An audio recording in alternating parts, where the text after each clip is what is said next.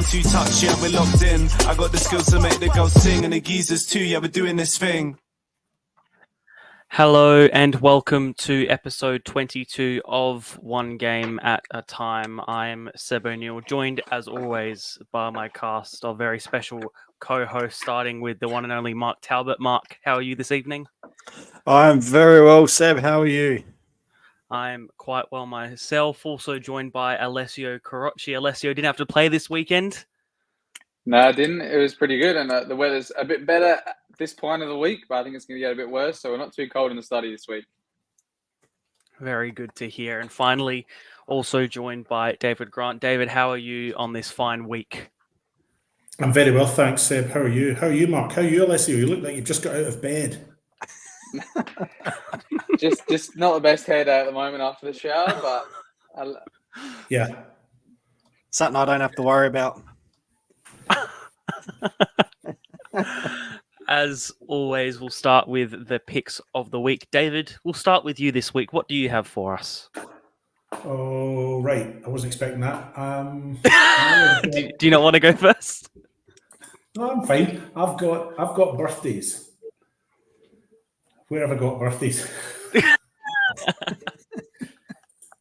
Okay, so the first birthday is my great uncle, Johnny Bell, who was born in 1909. He was born on the 14th of July, 1909. He was my granny's baby brother. And he was a professional footballer, played for Preston North End. And there he is, resplendent in the Preston North End kit at Deepdale. That picture was taken at Deepdale in 1934. He signed, or maybe 35 actually. He signed for them in December of 1934. You know what the transfer fee was, David? I actually do. It was just over £1,000, which was a large sum of money in those days. They'd taken on a number of Scottish players at that time, including Bill Shankly, who went on to manage Liverpool. And so he was quite good chums with Bill Shankly, and he was only there for 2 seasons. He suffered a number of serious injuries while he was down there, and he was sold back to the club that had that Preston North End had bought him from. That was Queen of the South up in Scotland. He holds the distinction of scoring Queen of the South's first ever goal in the top tier, which was the first goal and the winning goal in a 3-2 win in August of 1934. This is off the top of my head, against Celtic, Jimmy McGrory's Celtic. So he was quite a big name back in the day. He ended up going back to Queen of the South, and then, like a lot of them, interrupted their careers, and his career effectively finished when he went off to serve in the army in the Second World War. He came back, played a handful of games in the lower tiers in Scotland, so for the likes of Albion Rovers. He ended up coaching at Albion Rovers. One of his student players at Albion Rovers was Jock Stein. I'm sure you've heard the name Jock Stein as well. So that's my great uncle, Johnny Bell, who was born this week, the 14th of July, 1909, my granny's wee baby brother. And the other birthday this week is Queen's Parks. They are 157 years old this week, formed after a meeting at 3 Eglinton Street in Glasgow's south side. And as much as the English claim the world game is theirs, when they say football's coming home, it's really coming back to Hampden, because Queen's Park gave you the modern game as we know it, the passing game. Up until then, they weren't passing the ball. There was a funny offside rule. They played with really odd formations at the time. So Queen's Park managed to refine the rules that had been set down earlier by their counterparts down south. And so Queen's Park turned 157 this week. Birthdays. Thank you for that, David. I'll go next. I guess the news I think a lot of people have been waiting for. West Adelaide finally in their new home at Kilburn. They released a video during the week showcasing, I guess, the history of their men's side, and just showing what they will be looking to bring to Kilburn, a place which is, I think, Mike, we spoke about earlier, 9 years in the making, 9 years in wait for an actual match of football to be officially played here. It is actually quite exciting to see a new ground come about. Yeah, this all started back in 2015 when they got the funding and the project started. It's been a long time coming for West Adelaide, so I'm sure they'll be very happy to have their own ground, as obviously a lot of clubs do, and they can when I say rebuild, they can put all their old trophies and things like that into the clubhouse and really start to make it an atmosphere and create what a lot of clubs have here already, the likes of Adelaide City to a degree, Raiders, Beergrad. So it'd be great for them to finally have a home. And we also, if they do get their game off this week, I believe they might be playing this week at home, but as long as they get one game there this year for the men's, then we will finally know what a length of a Kilburn is, and it will be 9 years. So when you're referring to something just short of a decade, it would be a Kilburn.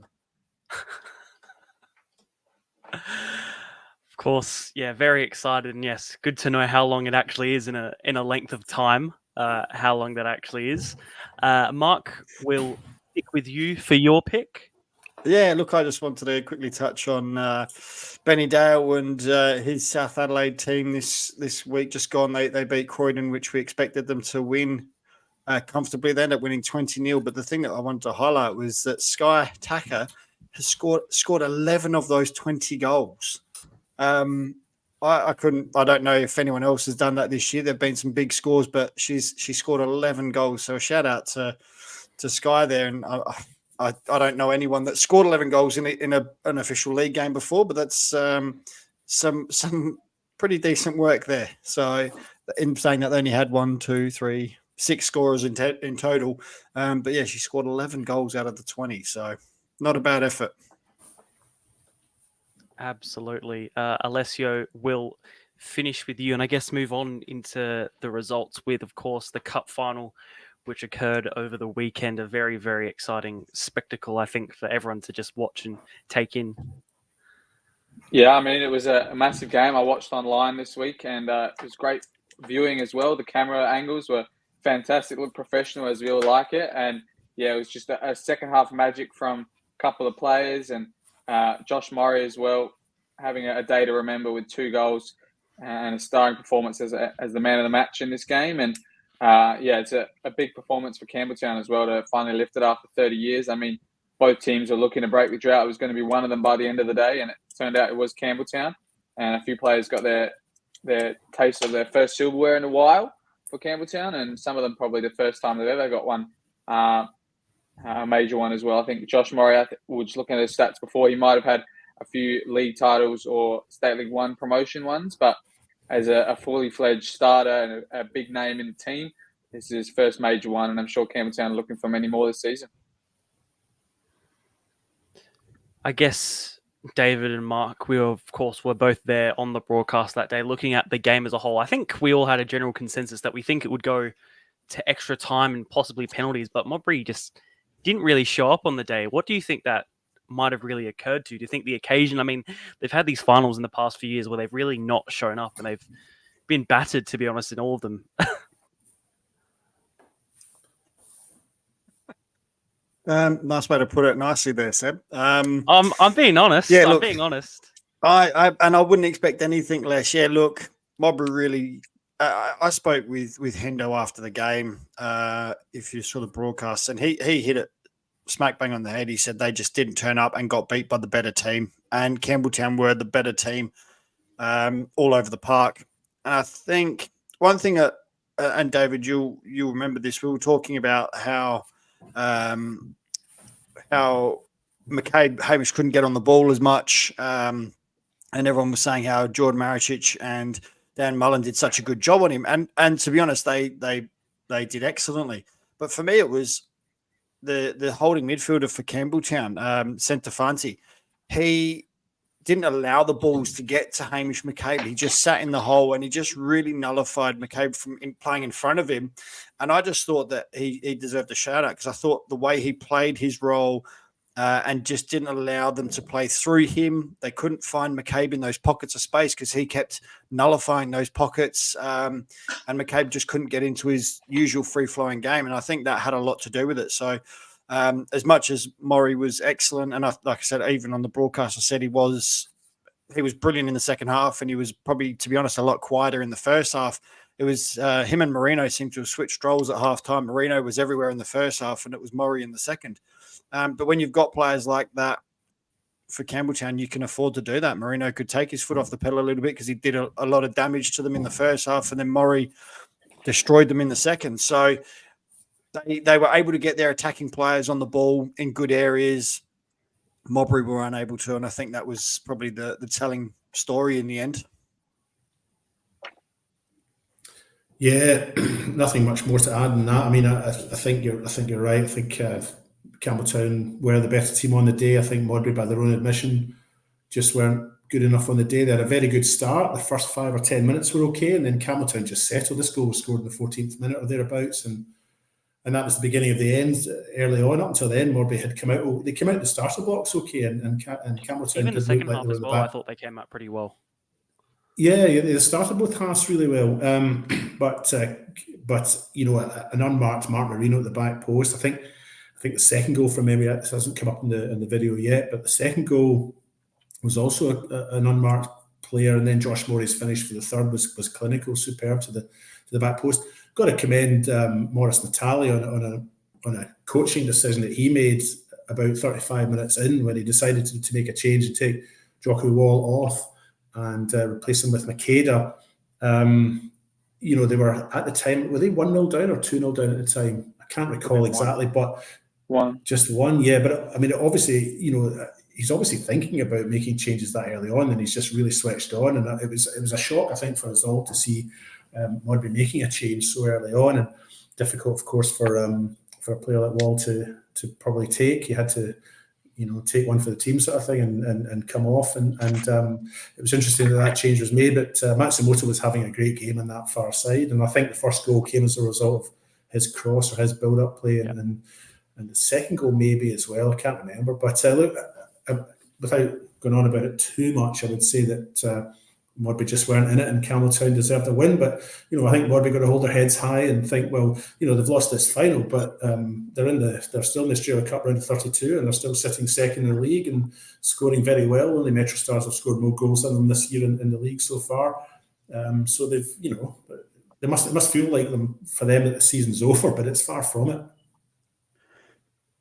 Yeah, there's still a lot to play for Modbury. I mean, the one bad game doesn't equate their season. They've still got, like I said, finals in the round of 32. And also the other thing I want to touch on was Alex Mullen. We saw him get injured quite early on in the highlights there. He played almost the rest of the game. I think he came off late in the game. 60 or 70 minutes, I reckon he came off? Yeah, 60 to 70 minutes when he came off. But he could hardly walk. But it just shows you the impact he can still have. Even not playing at 100% capacity, the impact he has on that team as the leader. Matriciani did not want to take him off. And he was able just to continue. But not only that, was the other players knew that. So they all dug in. They probably all gave a little extra percentage just so that he could stay on the park, just to help get him through as much of the game as possible. And he actually led, I think it was the second goal. I think his hard work. His assist. Tracking back, then laid off, and that allowed for the second goal for Josh Morey. So it just shows you what impact he can have. Like I said, even not at 100%. So massive game from him.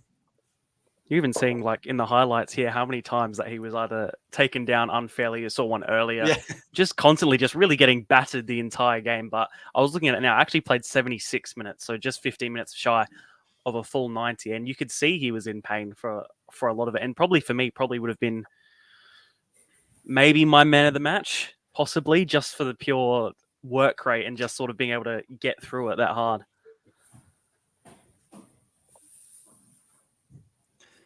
Yeah, well, he certainly could have been. I mean, for me, like I said, I don't think there was a bad player for Campbelltown, to be honest.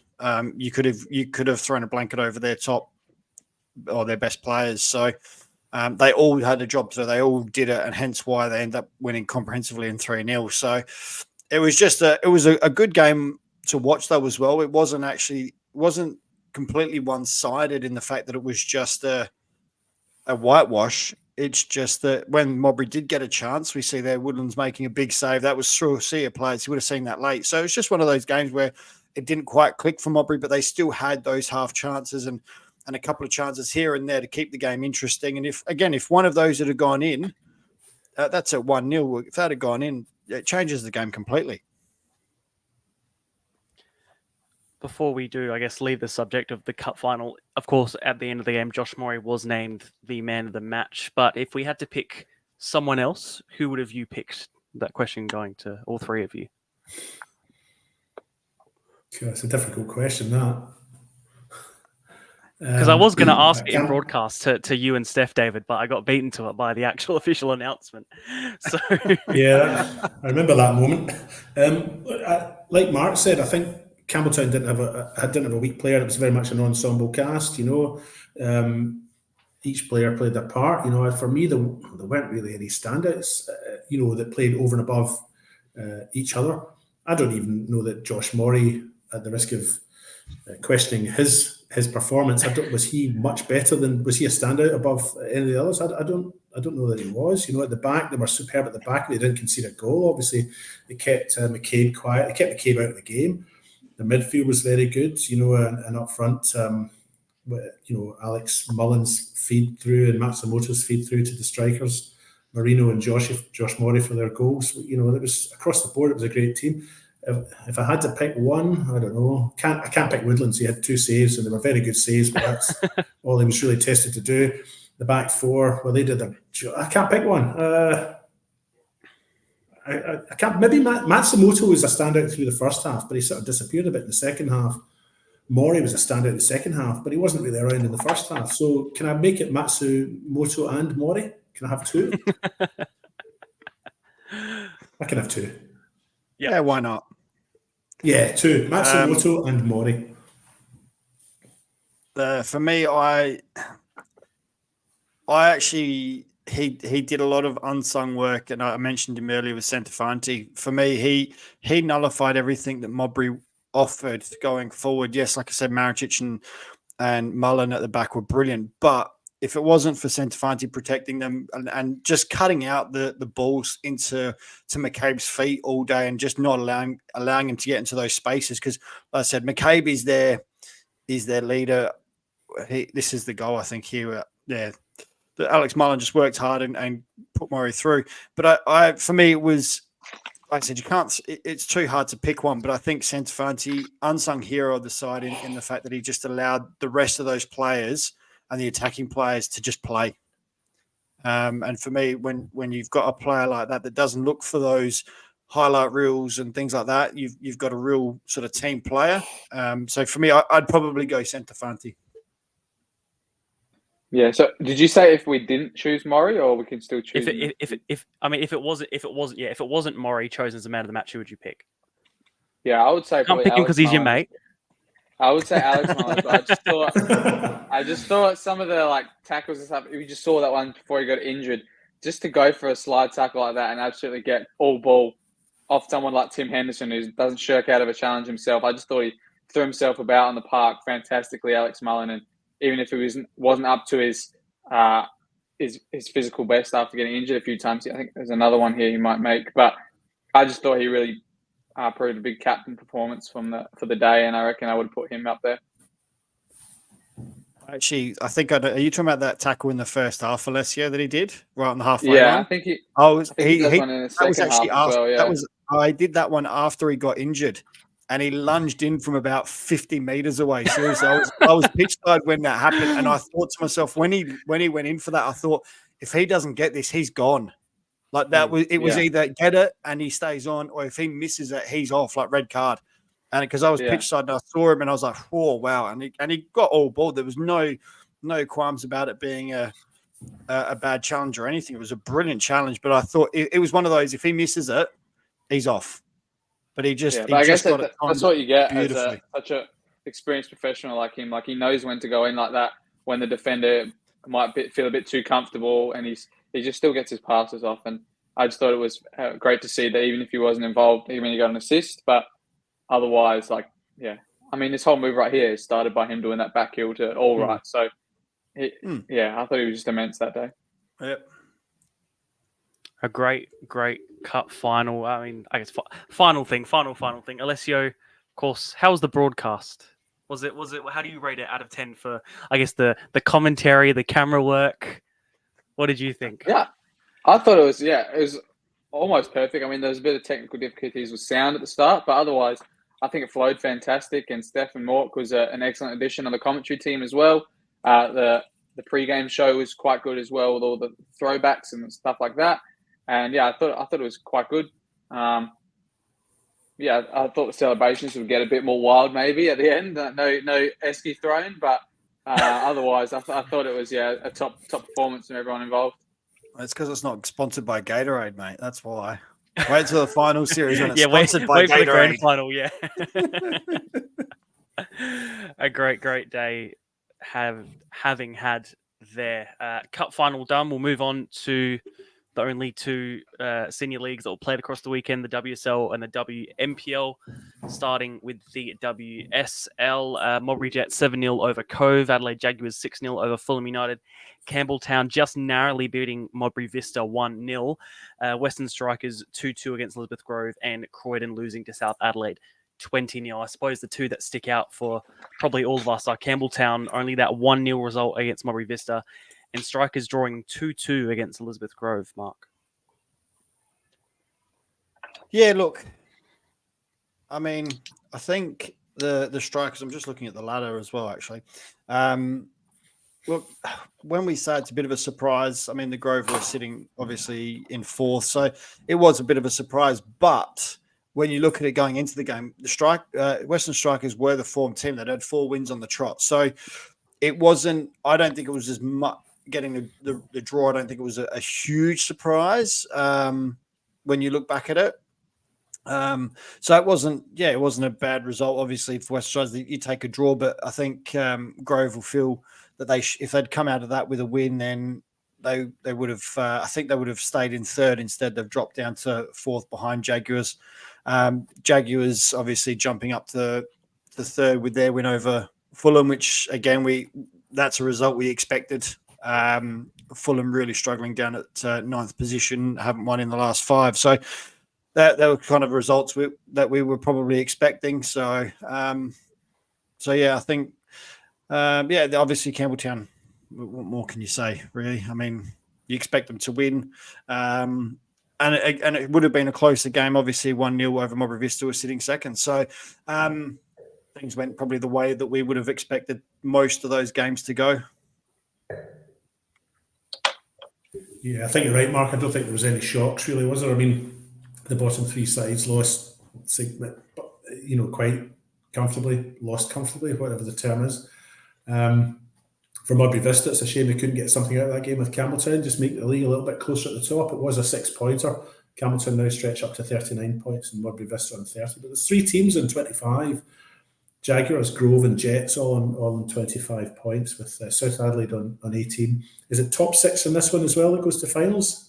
Only first goes straight up, and second has to go on a playoff against second last of the WMPL. So that will be probably one. Yeah, that's right. So, Flinders and Uni are probably the 3 to most likely to enter that WMPL playoff, and it'll be one of Vista, Jags, Grove, and Jets. I reckon will be in that second place spot. Paul Martucci was telling me the other week that no team that's finished second in the WSL has won the playoff with the team that's finished second bottom in the WNPL. So be interested to see what happens. Because I think Vista are probably a better side this year than maybe runners up in the last few years, and be interested to see that playoff how that pans out. But looks like it's maybe going to be a bit. If it's just the top 2, then it's maybe a bit beyond the others now, isn't it? 5-point gap. Yeah, I think we can definitely. They'll still get 8 rounds to go, haven't they? I think so. Yeah, but I think still plenty of fun to be had for all the teams, and I think Campbelltown are probably the team looking to be promoted to the WMPL next year with that gap, pretty much barring, I guess, catastrophe at this point with the form that they are in. Just looking at the table, as we said, Campbelltown on top with 39 points, followed behind by Modbury Vista in second on 30. 3 teams on 25, Jags, Grove and Jets going towards the bottom. Croydon on -3, Fulham on 3, and Cove on 7 points. Just quickly looking at that as well, you got to kind of feel for Modbury Vista because any other season they'd be sitting top. They haven't lost a game yet. Yeah. They've played 13. Have they lost? Oh, they've lost 3. Sorry, they've drawn none. Sorry, but normally Campbelltown 13-13. Absolutely, yeah. What are you supposed to do with that? Like Modbury Vista be going, normally they'd be sitting top of the pile. They've just come up against an absolute powerhouse in Campbelltown this year. Absolutely. Scary. On to the WNPL, looking at the scorelines from the weekend past. West Adelaide 5-0 over Football SA NTC. Salisbury Inter 2-0 over Adelaide University.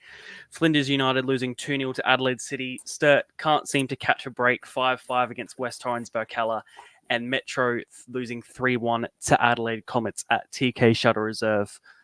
I think there's probably only really one place to start with this, and I think we'll go to you, David, on this. Burkalla versus Sturt. Well, I'm glad you did that because Sturt was the one that caught my eye. Look, they're still not losing games. Sturt, that's a third draw in a row. Plus, they had that win in the cup, so they're undefeated in the last 4 competitive matches. And obviously, I don't know where the goals were earlier in the season because they're just finding the net quite comfortably now, aren't they? 5-5 draw. I can't talk to these pictures. I'm hopeless at it. I'm just going to talk without looking at the pictures. But look, that draw brings them another point up behind, or make sure they catch another point up on the teams above, because all 3 teams above, Metro, Flinders and Adelaide Uni, all lost their games. So now Sturt go up on 8 points. So they're only 2 points adrift of Adelaide Uni. And Adelaide Uni's recent record, as well as Flinders, hasn't been good, so I still have a bit of faith in Sturt. I think they can get out of this. And Adelaide City beating Flinders 2-0 and Salisbury Inter beating Adelaide Uni 2-0 means that Sturt have, as much as they've dropped, you could look at that as drop points in this game here, but you can also look at it as another point gained. Their goal difference isn't going to be good enough, I don't think, for them to finish on level points with the team in 8th or 9th just now, Flinders or Adelaide Uni. So they do need to think about that. They do need to keep scoring this number of goals and hopefully not concede so much at the back.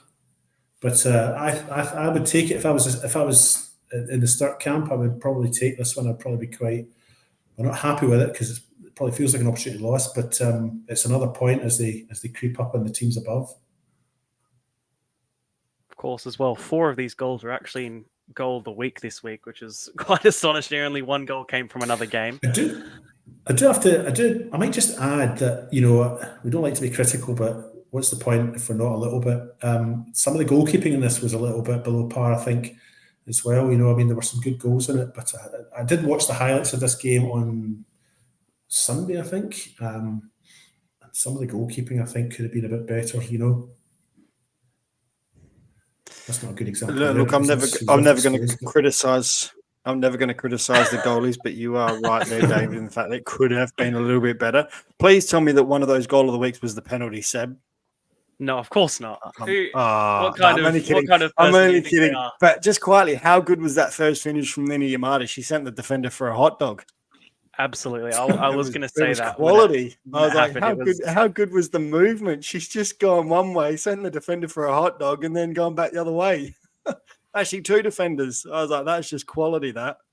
I think that one, actually, I voted for that one as goal of the week, just quietly. Well, it's definitely in there. I did see that. So, yeah. So, yes. On to, I guess, the rest of the games. Mark will go on to you for some of those. West Adelaide, a comprehensive win over NTC, although NTC did have an outfield player in goal, their top goal scorer, in fact, in Stella Vicerek. Did you not know that? No, I didn't know that. Why would you put your top goal scorer in goal? Well, they had... I know you're missing a goalkeeper, but don't put your top goal scorer in goal. Try and find someone else, because if your top goal scorer is in goal, who's going to score the goals? I think, probably. I think she is also the captain as well. So whether or not she just put her hand up to do it or not, she actually had a decent first half. She actually made a save right on the line. I don't think it's in the highlights, but a very impressive save off the line. Probably made a few mistakes with the rest of the goals, but in the end, West Adelaide just being comprehensive. Yeah, I was going to say, you know what, she probably has made mistakes here and there, but she's not a goalkeeper, so I wouldn't expect her to not make mistakes. So, and to be honest, I wouldn't expect any goalkeeper to play a faultless game. I mean, if you're playing faultless games, you'd be playing WSL type thing. You wouldn't be playing local league here. Just at this age, you'd be seen and moved on. But the fact that she's put her hand up, if she's put her hand up, mate, fair dues. It's not. Everyone says, "Oh, goalkeepers are easy to it's an easy position to play, but I can tell you now it's not. It's not an easy position to play at all. So fair dues to her. And like I said, if she's the one that's put her hand up, I'd tell you what, unbelievable guts from her to do that. But again, I also say, hey, surely there's someone else that could go and go. If you got your top goal scorer having a go in, try and keep her out in the park. But I mean, how can you stop West Adelaide? I mean, they're just top form, top team, top players. They're clearly being coached very well. Along with that, I think it's Costa's out there coaching them. He's doing a fantastic job. I mean, there's not much more you can say for them, really, to be honest. They've just been outstanding. And I think this weekend's going to be the title decider.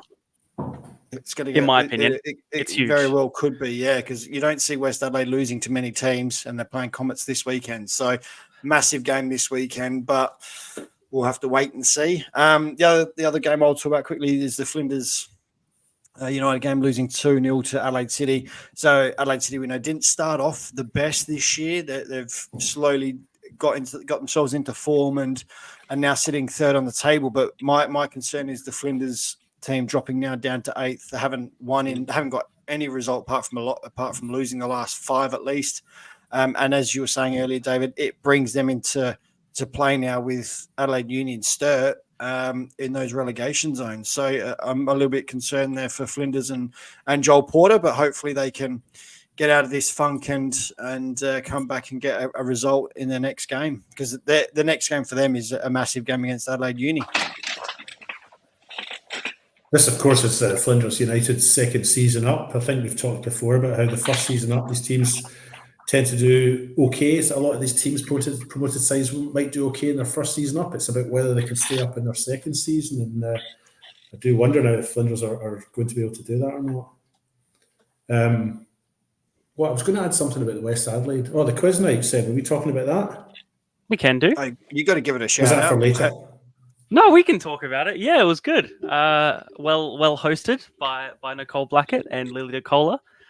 We came second, although we might have been robbed, but that's for a different story, which I won't. I've spoken to Nicole about this, and she knows my feelings. But yeah, very good, David. You were very impressive with your knowledge. I've got a little bit of knowledge, but none of it that's really helped me in life generally, other than at pub quizzes. And it helped. There's help. nothing wrong with that at all, mate. Yeah, it was a good night out. I enjoyed it. I was not sure what happened with that last round. So we lost by 1 point. Everybody who's listening, we lost by 1 point. But there was a little bit of controversy in that last round because I don't think we got to see all of the answers in that last round. Did we? Said there was something went on in that last round, and anyway, we lost by 1 point. But we will be back, I'm sure. Paul March-Duty is out for revenge, and he is out for blood. Was his exact word. He's out for blood on the floor, I think was his exact word. It was blood on the floor. Blood on the floor. I was thinking, man, can't we just resolve this through dance or something? I don't know. You were tempted, though. You did show off some dance moves. You were hoping there was a dance round. Well, they did have a dance floor there, but I couldn't stay around. I'd had a massive day. This was straight after the cup final, and as much as I would like to have stayed around, I was exhausted. I just needed to go and have a lie down. But it was a good night. Well done, girls. You hosted a good night, and yeah, it was good. Plenty of fun. We'll look at the table for the WMPL. West Adelaide on top with 34 points. Adelaide Comets just closely behind on 31. Of course, we did say that game coming up will probably be a title decider, but they would still need West Adelaide to drop a point or two, Adelaide Comets, for them to pip them to the post, as the goal difference is about 15 or so superior, actually. Just behind is Adelaide City, NTC, and Salisbury Inter, all on 19 points. Even Burkalla on 17, just sneaking in, going towards the bottom. Sturt on 8. Uni on 10, Flinders on 12, and Metro on 15. So both sides of the table just very, very interesting, I think, going in towards the end of the season. I'm still not too sure who will make finals, and also still not too sure who will actually go down, which I think is a good thing.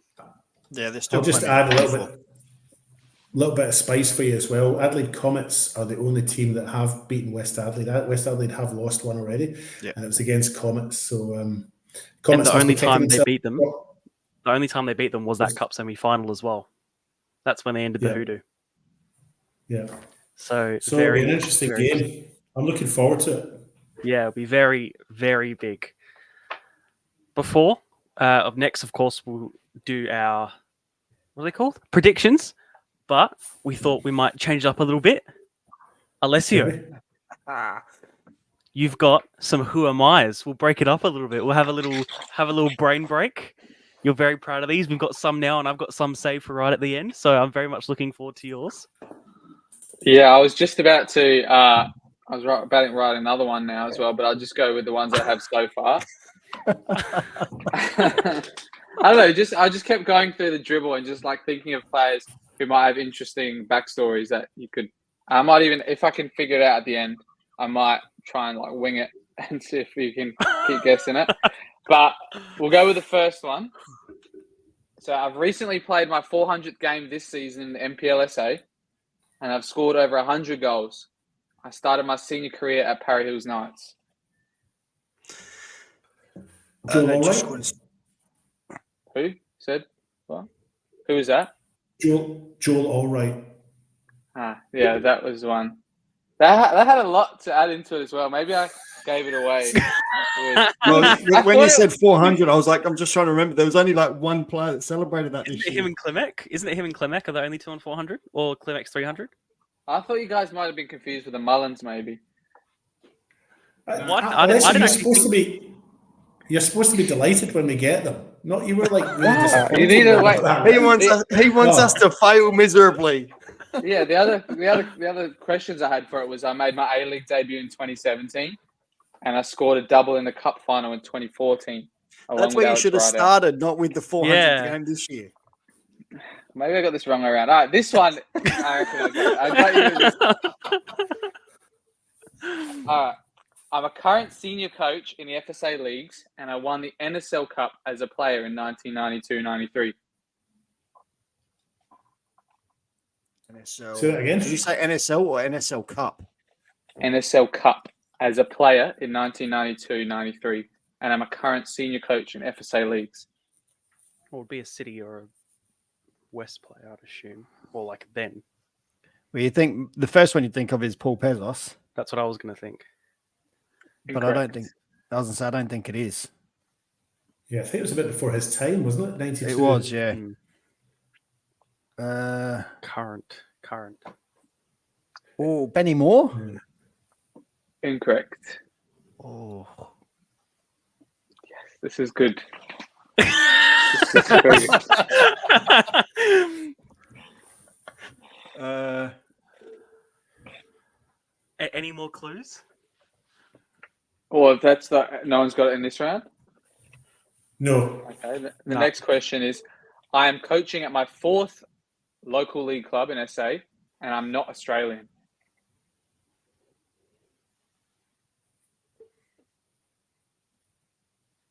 is he men's or women's? Our coach, men's. Okay. Gee, I'm trying to run through all the coaches now, trying to work out. Yeah. This is a very good one. Yes. Well, you just have to whittle it down to foreign coaches or non-Australian coaches. I'm also trying to think of the ones that are older than me. That's not hard. But no, as in older, because because a lot. When you think about like Robbie Saraceno, for example, he's only a couple of years older than me, so he would have. I reckon he'd be 92. It'd be too young for him as well. So it's someone just slightly older than that. I reckon. Just trying to think.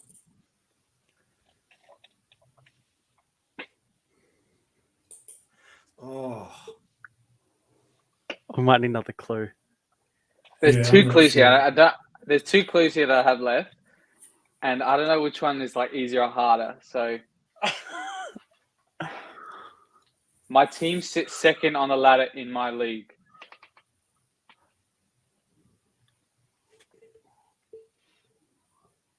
Nah, don't look at Mark. Stubbins. Still Stubbins. Yeah, Stubbins. Phil Stubbins.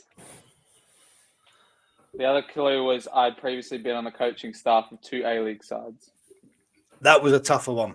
That was tough. But yeah, he won it with Heidelberg in 1992. Oh, okay. All right, next one. All right, come on. My father and brother have played in the Australia top Is it a flight mullen? No, in brackets. Let's let me finish. It's just worth it. But they also apply to this. But my father and brother have played in the Australia top flight, NSL/A-League. Father and brother. Yes. And who's this guy? He's a current player? Yes. In the NPL? Yes. Josh Morey? Is Incorrect. He doesn't have a brother. Oh, he doesn't have a brother. It's a good guess. So it's pretty much just saying like the father played in NSL, my brother played in the A-League. It's not Alex Mullen, is it? Okay. Because Dan Incorrect. Mullen played A-League. That's the one that's what Seb said is any of the Mullins, but it's not. But that also Okay. applies to this. Okay. So his father played and his brother. So his father played NSL, brother played A-League. Played/plays. A-League? Yes. I'm hoping. Oh, okay. Plays. Next clue. Plays. Next clue. Sure. I am the captain of my club, and the club that he's captain of, my father has previously played for on 4 separate occasions. The plays has really thrown me off. The plays told in the ya. A-League has really I thrown me told off. you, get me on this, and I'll bring a good one. I was thinking Jovanovic, but I don't think he I think because it's his old man I different, think played NSL, but Was it, or is he? Was it the Croatian Jovanovic that has? no, it's Serbian Jovanovic. Love that we have to I do- specify here. Yeah, no. Next, So hang on. So Next. his father played NSL. His brother plays A-League, yes, and he's the current captain of his NPL team. yes, but it doesn't correlate that he's the captain of the club that his dad played for in the NSL. That's different. No, he's current club captain. Yes. Well, Next clue. it's only going to be one of 12 people then, right? Is it NPL? Yes. Okay. Next clue. So lad, no, before we get the next clue, can you reel off the 12 NPL captains? No, that's. Hang on. No, wait for the clues. It makes it more fun, Mark. Don't look at it like I'm writing down all the club. I'm writing down Yeah, the me captains too. off the top of my head. Yeah. I'm literally trying to write down the club captains off the top of my head. He didn't say MPL, did he? Yeah, I did. You did. Oh, it is MPL. But So all we're going to do is write down the 12 NPL captains and pick one of them. but it depends if you count one of these clubs' captains. Not depends. Because Yeah. wait, I'll do the next one, all right? Okay. I've played for 3 different MPL sides and an A-League youth side, and I've won 1 State League 1 league title and 1 MPL league title.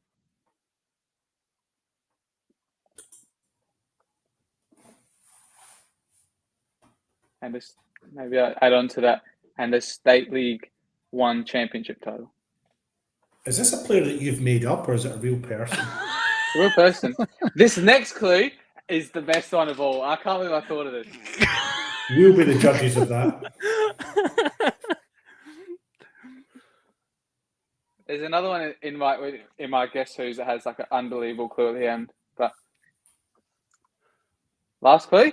Hang on, I've named Sure. 7 of the club captains so far, and I cannot pick any of them. So hang on, bear with me one second.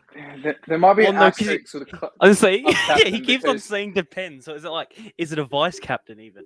No, well, it's like the guy's captain the team for the whole season because the other guy has not played. Barnett. Correct. Do you want to hear the last clue though? Because club captain's Anthony Costa. Yeah, but he's not really captain the team, so. No, exactly. The As last soon as clue, you which said you that, missed. Yeah, exactly. Yep. That's why the last clue would have been My name is a beach in Sydney, but spelt differently. Barnet Beach. Barnet Manly Beach. Beach. Manly Beach. Manly. That was so good as well. That was good. Maybe That one. Maybe I should skip to this one that I've done recently because it also has a really cool thing at the end. Okay. All right. I'm currently captain of my club at the age of 22. Jackson Walls. Oh, that was so good as well.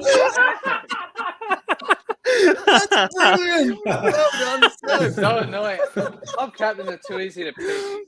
But I would the last clue of that one would have been I wear a headband, my position is right back, and my last name is a foundational element in the house.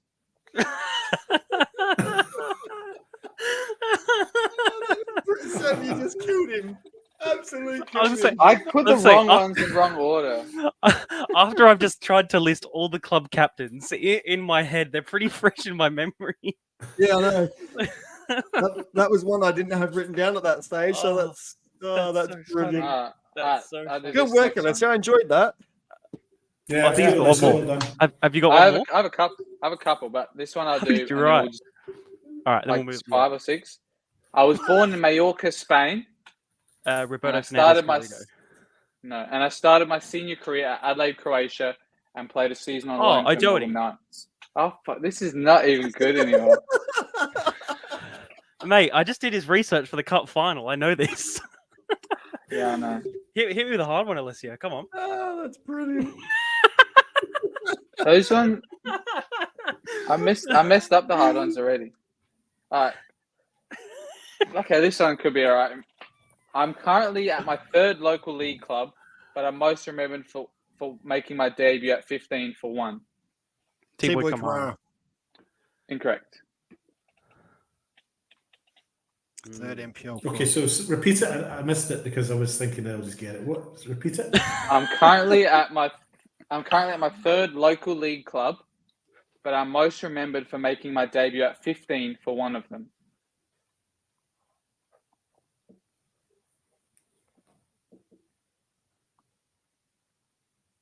I really just think of the order of these clues. I didn't do them right, I guess.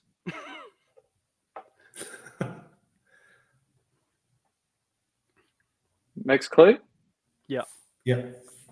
I won the Sergio Melter Medal in 2014, as well as the MPL Championship.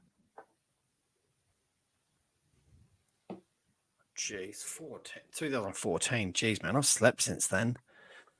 Okay, this is a good one. It takes longer, so it's a good one. So it's going to make him about what? He's going to be about 27 or 28. Yeah, now, mid-20s. right? Yeah. Mid to late Not 20s. necessarily. Yes, it does. If my maths is correct, are you saying my maths not correct? Well, I'd So he never would have made said his that. debut at 15 years of age, about 2000, maybe 12 or 13. How does that make sense? So it must How be- would- I didn't say. No, that's not correct. He just said he made his debut at 15, but he was awarded the award in 2014. So Yeah, Yeah, so he's got to be at least 27, 28. you could say at least then. Yeah. by now he'd be older.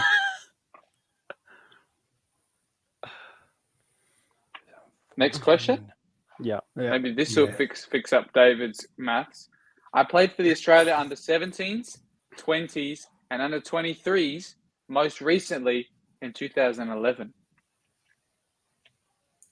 It's not very recent then, is it? 2000. That's not recent at all. There's the- that's why it fixes the maths. Most recently playing under 23s in 2011. Yeah, so it makes him around 22 in 2011. So, he'd be So that about would make him now. 32, 35. It's not. I would. Is it Dan Godley? Incorrect. This is a good one. Current player? Indeed. MPL. No. Okay. Well, that changes things a bit. I was gonna say David's screwed. Yeah. Yeah, I think you should still get it. This next clue might really help David. What, you're just going to give him his name? Can we just say the next clue? Is that? I think you like Yeah. some. David, you want to hear the next clue? I'd like to hear the next clue. I made my SPFL debut at 20 years of age. Michael Maroney. Incorrect. Never played SPFL. Oh. Scottish. So, retracing our steps a little bit, he's about how old?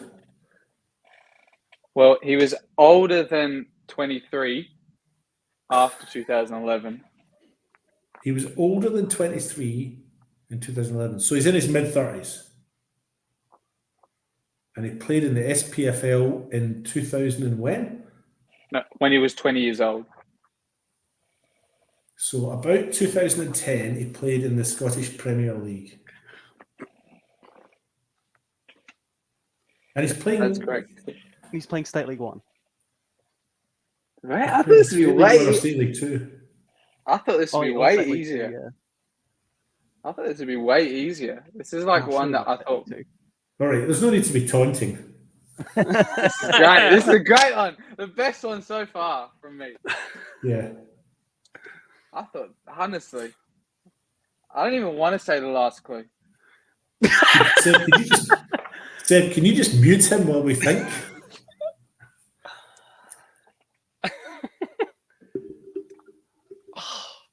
Current State League player. What club did he play for in the SPFL? Do you know? You say Dundee? I think I will give it away. I have no clue right now. I don't have a clue at all. Who's his current team? Yeah, literally. He played for Hearts in the SPFL. Is it a McGowan? Incorrect. I was gonna say it's my only. That's only. I know it's not right at all, but like it's my only. So he's about 30. So he'd be mid-30s now. So he's playing either State League 1 or State League 2. Great. One or two. So- One or two. He's the same vintage as the McGowan brothers then, right? Same sort of Correct. age. Yeah. State League 1, Seb. One. Okay. I got another clue that could possibly give it away, but Mate, Go? this one Yeah? should have given away. Apparently. go. Yeah, go. I've played for 2 A-League teams as well. Wow. Ricardo. That's the only thing I can. Well, I was thinking him, but he wouldn't have played for Australia. No, yeah, that too. Yeah. That was the only thing I could think of. But At these 2 clubs, I've won 2 A-League premierships and 2 A-League championships. Wow. he's This playing is like the... With Adelaide? Yeah, no, not an Adelaide No, team. not an Adelaide team. No, I'm out. I have no idea. Are you guys going to buzz out? The first time we've had it, guess who buzz out? If this is bad, if this is like a really bad Alessio, you're gone. So he's currently playing State League 1. Correct? He'd be mid-30s. Surely. Played for 3 local league clubs, mainly remembered for 1. Won the Melter and the championship. Debuted at 15. Played in the SPFL at 20. Won 2 A-League championships and premierships for 2 different clubs. It's not. No. It's what's his name from Cumbie. Rocco. Visconti. Rocky Visconti. Oh, Yeah, get there eventually. David. That's a great one. That was a good one. That was a Very good good one. That was a good one. Yeah, so I don't think I would have got it. He's played for Croydon, for Raiders, and now Cumberland. Debuted at 15. Brisbane. He won it with Western Sydney Wanderers. he won it with and yeah, Brisbane. Wanderers, yeah. Yeah, won the Melton and the championship with Croydon in 2014. Oh, we can go into the what's the name? The Previous Predictions. All right. and That was I'm good. gonna I like that one. good. Okay, I'm gonna work. There's one more I'm working on. All right. That I've got started. 5 I've- for after. I've got when one which I can make up, but it's actually a real player, but I can make it up because I know some of his stats. So Can I just say Rocky Visconti played twice for Hearts? Twice. Yeah, 1 league game, 1 cup game. So, But if you read up about him, he moved to Hearts with Ryan McGowan. It was like a dual transfer thing, and then they both went, I think, on loan to Ayr United. yeah, there was a group of them went over at the same time because a friend of mine's son Daniel Carter went over and he went to Wraith, so he went over with the McGowans and there was a few of them went over at the one time, but he went to Wraith Rovers. He played 1 game and then it didn't work out and he came back. But yeah, I don't know, 2 games, does that count as? I don't know. Certainly does.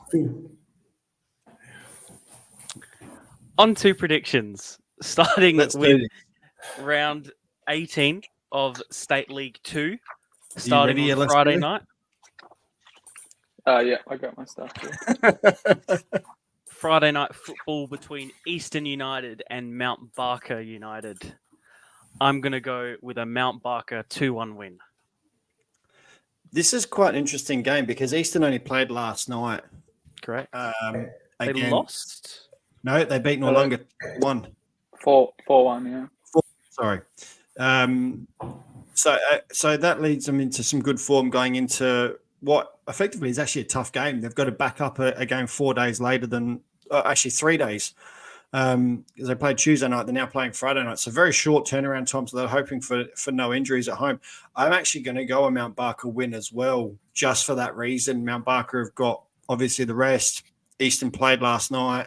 They're at home, but I don't know how well they're going to bounce back with only 3 days recovery. So I'm going to go Mount Barker. What did you say, Seb? 2-1? 2-1, yeah. Yeah, I'm going to go with you on that, 2-1. I'm going to go for an Eastern United win. Sorry, Alessio. This is Eastern United trying to consolidate a top 6 finish. They'll need the win here. It's at home. Yeah, they have played, but I think they'll beat Mount Barker. I think it'll be, Mount Barker will take the lead, and then they'll extend the lead. They'll go 2-0 up, then they'll go 3-0 up, and then they'll be 4-0 up, and then Eastern United will score 5 goals in the last 14 minutes to win it 5-4. I'll go with. I've been looking at their squads as well, Eastern, and they have quite a thin squad from what I've seen on the bench as well. And rumours are that Gabriel Marcage might pull on the boots again to play against us for some reason. So I'm going to go with a Mount Barker 3-1 win. I think we might be their bogey team as well. I don't think I've ever lost against Eastern, and we obviously drew 3-3 in pre-season, and we beat them 4-1 at home in the last game. So I think we might be their bogey team. Next up, Gawler Eagles versus Adelaide University. Adelaide Uni for me, 3-0. Adelaide Uni for me as well, 4-0. I'll go Adelaide Uni 3-0. I'll go Adelaide Uni 4-1. Port Adelaide versus the Hills Hawks. Port for me on this one, 2-0. Port Adelaide for me as well, 2-1. Yeah, it depends on what Port Adelaide are actually going to turn up this week, to be honest. Very inconsistent. But just on league position, you'd sort of have to go Port. I mean, to be honest, they've only won 2 games in the last 5. Adelaide Hills have won 1 in their last 5. So there's not a massive difference, to be honest, in the last 5 games. But I'll go Port 3-1 in the end. Is this at? It's at Port. It's at Port. Okay, so Yeah. it's still grass as well. I think I'm going to stick with Mark. Go Port 3-1 as well. Sorry, I had a Tim Tam. Pontian Eagles versus Cove. Pontian for me on this one. 3-1. Pontian's at home, aren't they? Yes, Yeah. that's my factor. It's hard to go past Pontians at home, as Alessio's alluded to quite a few times, as their pitch works in their favour quite dramatically. I couldn't tell you the last time they lost a game. Don't remind him about Pontian. So Don't remind Alessio about Pontian. He gets nightmares when you say those words. Pontian or I'm both going to fine. go Pontians. I'm actually going to go 4-2. I'm going to go for a draw in this one, 2-2. Yeah, I'm pretty sure these guys played each other when they were both in second in the league earlier in the season. I think it was quite close as well. I think it was maybe 2-1 win for one or the other. But yeah, Pontian at home are just undefeated, I reckon. I'm sure you'd look at the stats, there would be this season. I'm going to go with... Wait, did you say 2-2, David? I think I did, yeah. A draw, and I think I said 2-0. Yeah. I'm going to go with a 3-1 Pontian, the same as Seb. Northern Demons versus Norlunga United. 1-1 draw. Up there in Piri, I'm going to go Piri 2-1.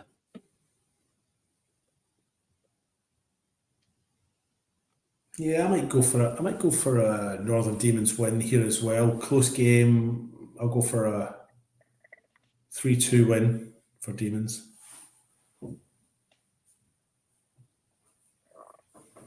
Just looking at who they're playing. Seaford, did you say? Demons have got No Norlunga. longer. No longer. Yeah, I think no longer have done decently on their home pitch as of late, but obviously that big 4-1 loss midweek probably hampers them a little bit. There's quite a few bookings in that game as well, so I'm not sure if anyone's suspended, but I think I'm going to go for a 2-2 draw, actually. The almost distant derby. Last up for State League 2, Modbury Vista versus Seaford Rangers. Seaford for me on this one, 3-2. Sorry, not Seaford. Modbury for me on this one, 3-2. Oh. Yeah, look, I'm going to go Modbury as well. They're a little bit inconsistent at the moment. Win-loss, win-loss, win-loss. But Seaford, good win last time out. But Modbury are sitting fourth in the table for a reason. This win will hopefully get them closer to Cove, depending on what Cove do, obviously, against Pontian. So Modbury were hoping for a Pontian win, and then they can jump Cove into third. So I'm going to go for Modbury 3-1. I'm also going to go for a Modbury win in this one. Actually, I'll go 3-1 as well, if that's okay with you. Of course it is. Cool. I'm going to go Vista 5-2. Whoa. Any reasoning? Well, I think they are a little bit thin from what I know of, but maybe the break has done them well. But it just seems like their second half performances have been better than their first. And if they move a couple of the players around in their team, they're really dangerous on the attack.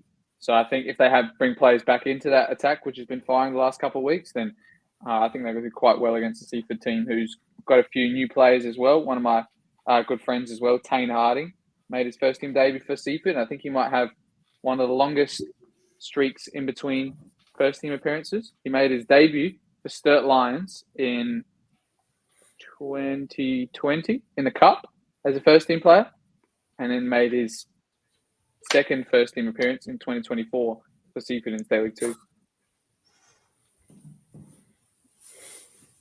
Very, very interesting.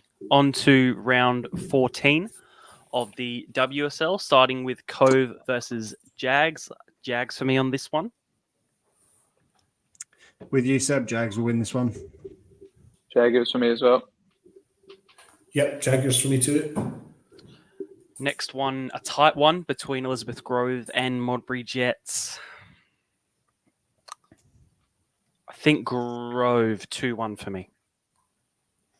I want to go Jets on this, just on their form. They've got 4 wins on the trot. Grove have got a draw and 2 losses. So I'm actually going to go with Jets on form. Yep, I'm with you, Mark. I think Jets' recent form has been good. They've won 4 in a row. Grove haven't won in their last 3, so Modbury Jets win for me, and I'll go 4-3. I'll go Modbury Jets win as well. Modbury Vista versus Western Strikers. Again, another tight one. Vista 3-1. Going into this game, Strikers have actually probably got the better form, drawing 4 wins. Vista have got 4 wins and a loss, but their loss was against Campbelltown. I can't go past Vista in this game. Yeah, I'm going to go with Vista as well. I'm just looking at the form. The Western Strikers do have good form, but 4 wins in their last 5, but all 4 wins have come against sides below them. Apart from maybe one. I think maybe one of them was a... Yeah, it's irrelevant. I'm going to go for Vista win. Yeah, Vista. Yeah, Vista. I'll go with the Vista win as well. Second to last, South Adelaide versus Campbelltown. Campbelltown for me, I reckon they'll actually go on undefeated this season. Certainly looking that way at the moment. Yeah, look, I'm going to have to go with you, Sebo at Campbelltown. Sorry, Ben. Yep. Campbelltown for me too. It's hard to look past them really this year unless they're playing well. Vista was the only side I thought might have taken points off. So Campbelltown for me, and I'll go for 3-0. I'll go for Campbelltown win as well. I don't have a scoreline, but I think they're going to stay undefeated as well. Red team going invincible, Mark. I'm sure you like the Been sound there, of done story. that. Yep. Last up, Fulham United versus Croydon, the 2 bottom teams struggling. I'm going to go a draw. I'm going I'm Fulham gonna go for 3-1. I'm going for a Fulham win, but I'm going Guys, not all at once, guys. I'm going to go for a Fulham win, but I'm actually going to pick Croydon to get 2 goals. I'm going to go Fulham win as well. Next up is State League 1. Burkalla versus Blue Eagles, 2 teams towards the top of the table. This one at Jack Smith Park. 2-2 draw for me.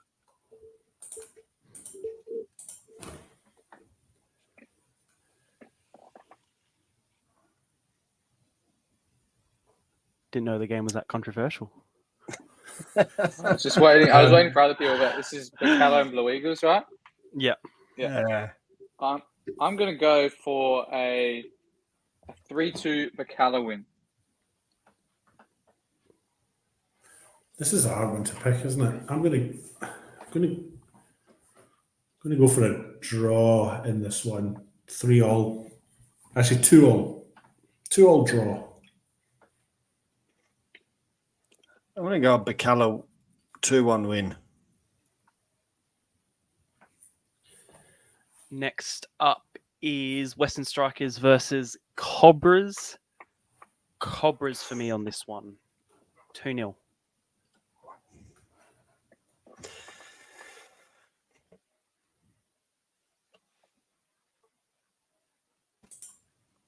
I'm going to go upset. I'm going to go Western Strikers 1-0 win. Draw.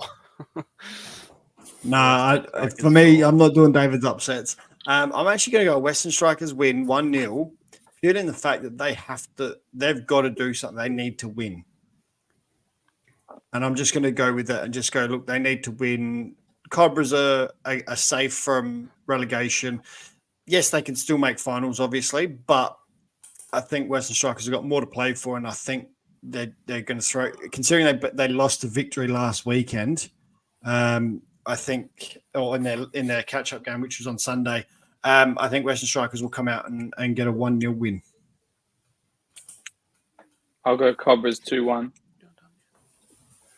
And I'll go Cobras 3-2.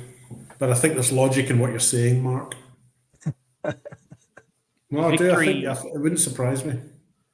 Victory are very close to being relegated, though, if they don't get results their way, I think, though, just looking at it. I think.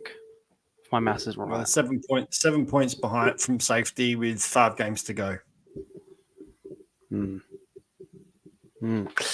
Next up is what's next? Fulham versus Victory. I think Fulham for me on this one.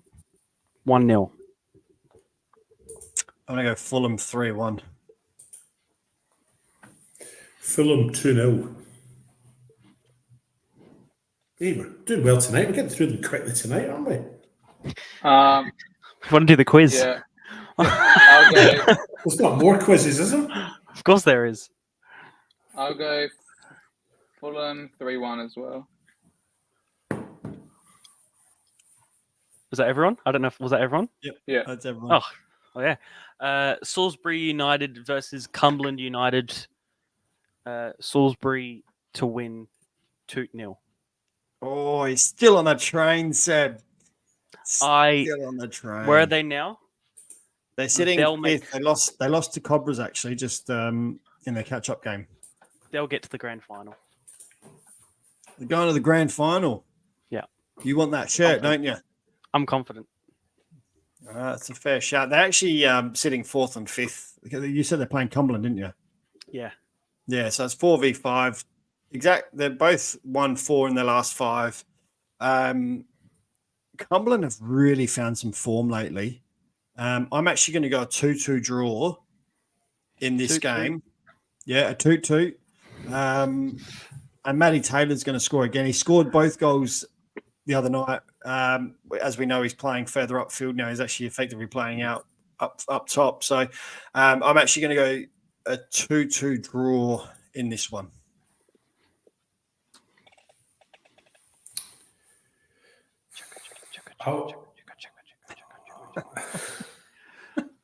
I think I'm going to pick a draw as well. Surely you're going a 2-2 draw. You got to go 2-2. I'll go 3-3. Oh, 3-3 draw.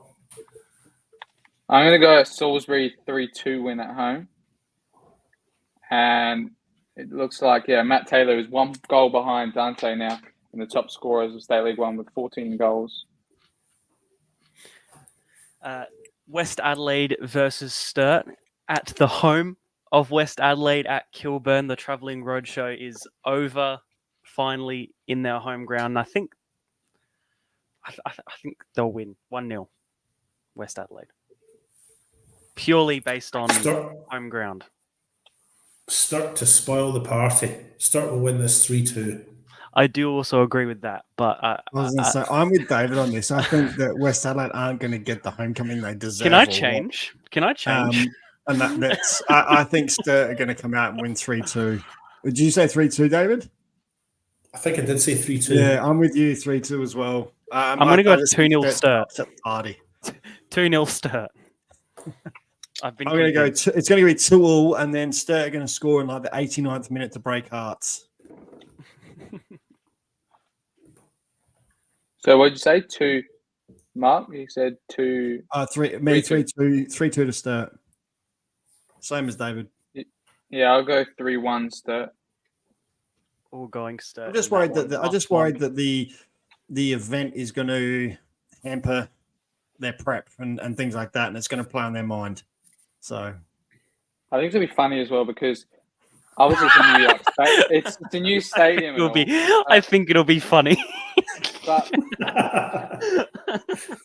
I mean, like the stadium, everything's new, but that pitch has been trained on for like the last 9 years anyway, so it's not too pristine at the moment. I wouldn't say. I think it's one of the older ones as well, so it's not as engineered the same as the new ones where it's really condensed and stuff. I think it's just a newer version of like the parks on West Beach. So I think that's one of my favorite explanations of a tip. I think it'll be funny. Last up, Vipers versus Playford. Playford for me on this one, 2-0. Yeah, I'm with you, Seb. Comfortably. Yeah. Oh, comfortably, David. No, go for it. I want to hear this. No, I'm interested now. Comfortably.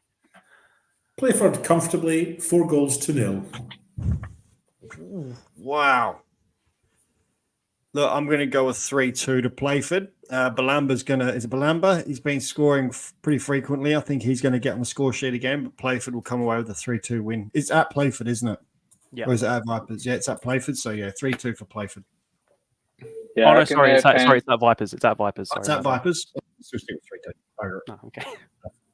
Yeah, I think I'm going to go a Playford 2-1 win at the Parks. Next up, round 14 of the WMPL, Adelaide Uni versus Flinders United. Another important game for the bottom of the table. I think I'll go a draw. Mainly because I've developed a soft spot for Sturt. And a draw is probably the best result for Sturt. This is WNPL. Yes. Mr. Q. Yeah, I'm going to go a draw as well, Seb. They're on a roll with draws. I'm going to go with the draw between Sturt and sorry, is it playing? Uni. Sturton, What? No, Uni and Flinders. Uni and Flinders. I'm going to go a draw because I just can't see Flinders getting a win at the moment, but they might have enough to get the draw. I think it'll be a draw as well. I'll go for that one. It's a massive game, isn't it? I'm actually going to go for might go for a Uni win. 2-1 in a scrappy and ugly encounter.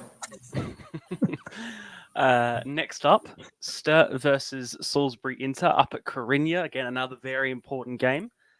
And Inter, I'm still not too convinced by, to be entirely honest. So I think I'm going to go for a Sturt win. I'm going to say like 1 or 2-0, but knowing that it'll be like an 8-7. But I'll say... Yeah, 8-7. I was going to go 2-0. 4. I think Sturt. I think Sturt for this. I'm going to 4-all draw. I'll go with a draw in this one as well. Yeah, I want to back Sturt, but I think my head says a draw as well. So I'll go for a 4-all draw. What did you say, Mark? 4-all draw. Oh, what did you say, Alessio? Just a draw, no scoreline. Okay. I'll have a 3-all draw.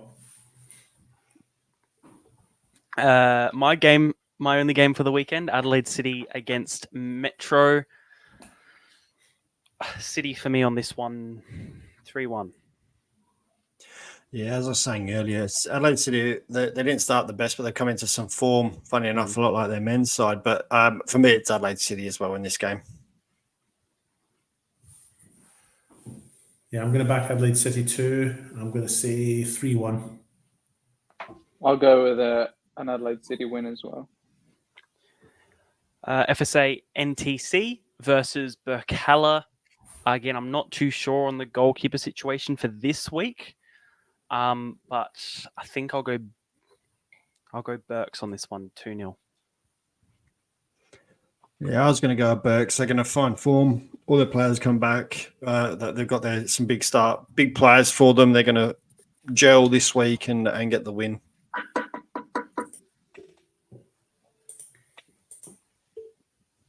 I'm going to go with NTC. I'm going to say that they're going to bounce back from their battering last week at the hands of West Adelaide, and they'll win this one 3-2. I'm going to go with a draw in this one. And finally, on the Saturday, probably what could be billed as the decider for the season, David. You've got a lot of, what's the word? You've got a lot of, what's the Excitement, word? And joy, responsibility. love. Responsibility in your hands. Responsibility. On Saturday between Comets and West Adelaide. So we'll start with you to predict. How do you think it will go? Look, I think if any team can beat West Adelaide, it will be Adelaide Comets. But yep. West Adelaide are a juggernaut, aren't they? They've only had one draw and one loss in their 13 games so far. They've won 11. They're scoring freely. They're on a roll. I got the impression, even from the social night we went to the other night, that there's a really good team camaraderie. They all seem to get on really well, both outside the game as well as on the park. They just seem to be a very happy unit, don't they? But if any team can beat them, it's going to be Comets. I'm going to pick a draw in this, but a high-scoring draw. I'll go for a 3-3 in this game.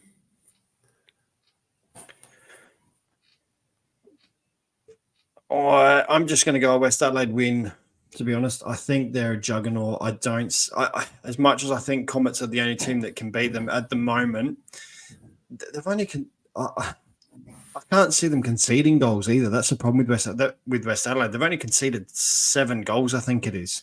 So I can't sort of go, yep, they're going to concede enough to lose, because I think they've got enough attacking talent to, whatever they concede, they're just going to go and score more the other end anyway. So for me, I'm going to go a West Adelaide win, and I'd say it's going to be something like a 3-1. I can't see him conceding too many goals. I'm going to I think I'll go West Adelaide win. 3-0. Yeah. I think, West Adelaide just, as you said, their back line is ridiculous. Their forward line is insane, especially with Quiggs up top. And even Tilly now just hitting form. Yeah, very, very dangerous prospect for West Adelaide. I think they'll probably, after this, go on to win the league as well. On to the men's MPL, starting on Saturday. South Adelaide versus Adelaide United, a big game for both of these teams. Adelaide United having these two big games against Olympic and now South Adelaide back-to-back in the league. South Adelaide really pulling some form out recently, just trying to keep themselves up. Are the A-League players eligible, actually, now, since they're in pre-season? Well, they will be available if they're willing to put them into pre-season, but I don't know if they would or not, considering most of them will be playing in these pre-season games anyway, and then they'll bring the big boys in a little bit later when your likes of Isias and Javi Lopez and that come back into the A-League side, because I don't know if they'll be playing games at this stage, considering they're a little bit older. They might just start the preseason a little bit later, maybe. I don't know. So I couldn't tell you, but effectively they would be available to play. Yeah. I think I'll go a draw. 2-2. But it's really hard to decide. If it was the Friday night, like it was originally scheduled, I probably would have gone with the Souths win. Do you know why they changed it? Pitch. Pitch? What does that mean? Pitch. Yeah, I saw people on Twitter talking about it, and they were saying there's pitch conditions or something like that, but it's artificial, so they're thinking maybe it's just the dew or the rain is unsafe. That's exactly what it is. But it's because during the nighttime, apparently it gets a lot more dewy and wet, even like in the conditions. So they're playing it on the afternoon rather than the trying to dry it out a little bit, because they've got work to do at South Adelaide's ground. They've got to recork it, and they've got to use that fluffer machine to get the grass back up, because it's very, very slippery. Like the South boys, the first team don't actually train. The Souths don't actually train on it. Yeah, the first team don't train on the main pitch. Yeah, so I think that's the main reason why they're not playing on the Friday, just due to the weather, the moisture. Try and dry it out a bit during the day. Yeah, fair enough. Well, how many games we got left of this season? We've got 5 games to go, which is 15 points up for grabs. Can they still stay up? Yep. If United can. They can, yeah. If United win this week, they go to 23. It puts them 12 points clear with 12 points to play for, and they've got to rely on United losing every single game. So Souths have to win. But to be honest, there's no other option for them. They the other week when there was, I think it was 6 games to go, they had to win 5 of their last 6. I'm actually going to go Souths win. If Adelaide United haven't got all their stars back playing, which I don't think they will, I don't think they'll throw any of those boys, because most of those boys have only just returned to preseason. So even in saying that, would you bring them back because of the situation they're in? Like if for example, United were probably a bit more comfortable in a 5th place, they wouldn't risk it. But because I'd imagine they probably wouldn't want to be relegated, they might even bring those players up a bit earlier just to sort of confirm themselves in a little bit. They probably wouldn't, but I think they're also in a position where they've got to rely on South Adelaide winning every game left. You know what I mean? So they've still got Olympic behind as well. Olympic are 5 points behind. So, but you could probably, they've got to play Olympic. So if they lost against Olympic, say they lose against South and then Olympic, then yes, they just played Olympic and they won. So who have they got? So they had Olympic last week, didn't they? Yeah. Yeah. So depending on who they've got left, I mean, I haven't seen the complete fixture list, but if they've got clubs that are around them in that lower section, like Para Hills, Raiders, Croydon, then if they lose this week, then they might bring them back for the following week, depending on what the Olympic result does. So I don't think they're in that position to do that yet. And like I said, most of those boys, I don't know if they want to risk any of those boys getting injured because they've only had 1 week of preseason or 2 weeks of preseason. So I can't see them coming back this week. And in saying that, like I said, this is South's only option. If they lose this week, effectively, I think that's them done. I can't see them then getting results after that. So I'm going to go South's win, 2-1 and because they are playing for their season. Yeah, like this is do or die for them. As I said, 12 points with 12 to play, but they've got to rely on United losing the remainder of their games. So it's out of their hands, as we know. But I think they'll get the win this week. I'm going to say that I think South Adelaide's season was done a couple of weeks ago, but they have rallied. They've rallied really well, but they've had 1 win in the last 5, but a bunch of draws. So they've rallied really well. I don't think they'll stay up. Short, sweet, and simple as that. However, this is a game that they could potentially win, but I think they might. But I'm going to go for a draw. I'm going to go for a 2-2 draw. I just want to see them if they can make something interesting of the league, and I reckon they're going to win as well, Mark. I'm going to go a 1-0 win. Did I say a draw?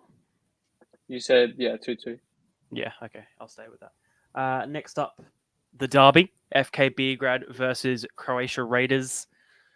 Let me just have a look at the table. They're separated by 1 point, and Beograd are only 1 point behind. And I want to say the first derby, it was the opposite. I think Raiders were only 1 point in front of Beograd. Yeah, from memory. Yeah. This I think can really go either way. I think the last game was amazing. It was actually a great game. The spectacle was good. Crowd, I think, really played a favour for both sides, even to bring FK Beograd back into the game. Yep. I'm going to go a draw, 2-2. I just can't really pick a side in this with Croatia in the form they're currently in. I'm going to go for Beograd win, but just very narrowly, just a 2-1 or thereabouts. They've got better recent form, and the game is at home for them. So, big derby game, obviously, for both sides. But I think Beograd might just sneak this 2-1. Yeah, I'm actually with you, David. I think Beograd are going to get the win here, only just as well. And actually, I agree. My thoughts were a 2-1 to FK Beograd as well, David. So I'm going to go with you on that.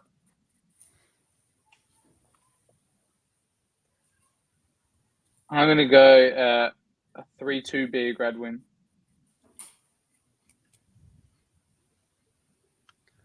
Next up is Adelaide City versus Modbury Jets. Another big game in terms of, I guess, the top of the table. If Metro drop points, Metro Stars, I mean, we'll go to that one next, but I'd imagine they'd probably get points against Para Hills. It might create a bit of a gap.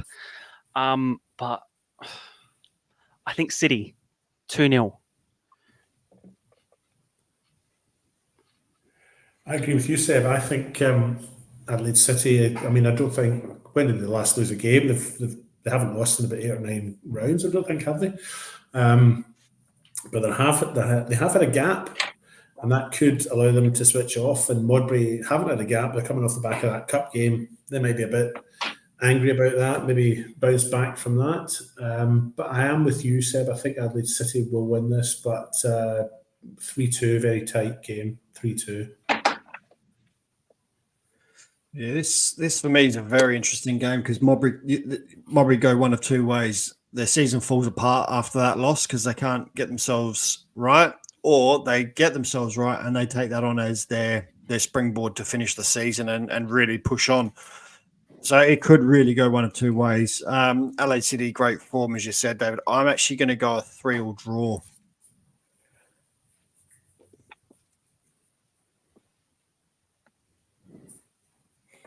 Just right. Who are they against? City, sorry? Modbury. Modbury. Okay. And it's at City Ground? City Park. Yeah. Night game? No. Yeah, I think. I love how we ask what pitch and what time and that as if it makes a difference for us sometimes. I'm like, because I did that earlier and I was like, oh, it doesn't matter. I'm still going to play for that. Yeah. Adelaide City are really good when it's night time.